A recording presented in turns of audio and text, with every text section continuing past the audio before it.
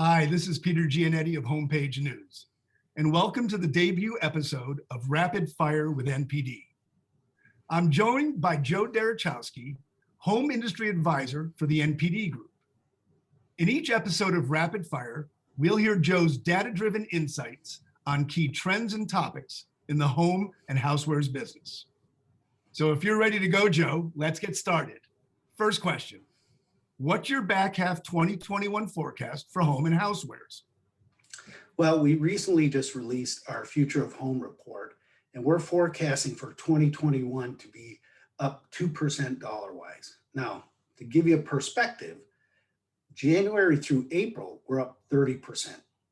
So sadly, that means the back half of the year is going to be down mid to high single digits overall during that time period. And part of the reason is because last year was such a strong year with all the changes that the consumer had to make. It really helped fuel new opportunities for our brands and manufacturers and retailers that really help consumers during these unique times. So we had tremendous growth last year, but as we start to comp versus that, it's going to be a little bit less. However, it will still be up 25% versus 2019. Wow, that is a significant increase over 2019. Next question.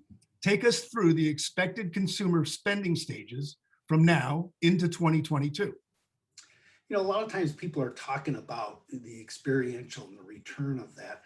And I'm not so much worried about the dollars. What I'm more focused on are those things that really change our eating habits. And that are those things that are related to time, because that then changes the foods that we prepare and we serve and we eat. And it's the things that are related to the vaccines, going back to work, which a lot of that should be filtered out in the next 60 to 90 days. I think most companies will start to lay their plans then. Then it's also the return of evening activities like kids' sports or professional sporting events or concerts, as well as in the fall when we start going back to school. It sounds like more kids will be at school this year. So those really big things that impact the time and the preparation time especially, those are the things I'm watching. So I picture the year being right now during the summer as the early pages of the vaccines being rolled out, that we're going to be in the out and about phase, as well as outdoor entertaining. And then when school comes, that's going to start to hit that second phase because we'll start doing the return to work and school. And so that's going to be a little bit more of an adjustment, learn and adjust phase. We'll have the holidays right after that, which will also be a little bit closer back to what we might see in a more normal time, as well as indoor entertaining at that time. And then 2022 is going to be much more of a solid, where are we at in terms of the plans for returning to work, going back to school, and the evening activities. Those things that really impact our time, I think will start to be settled at that time. Final question today. What are the critical moves for home product vendors and retailers as consumers widen their spend? Well, I think the critical piece right now is there's such change happening with consumers as we speak, as we just talked about going through those phases.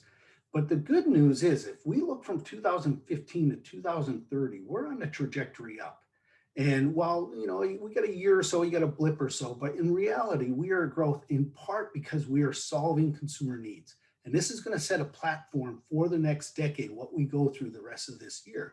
So it's critical that we as an industry invest in innovation in new products to solve the new needs like lunch, innovation in marketing to help make sure that we're connecting to consumers in the needs that they have with all the other changes going on in their life, the importance, relevance of how we can help them. And last but not least is an innovation and collaboration, both amongst manufacturers and retailers on how we can best serve the consumer and help them with their needs, but also looking for collaboration beyond. How are we working with food manufacturers? How are we working with food retailers? How are we working with restaurants? How can we best help the consumers feed their families and meet the needs that they have today?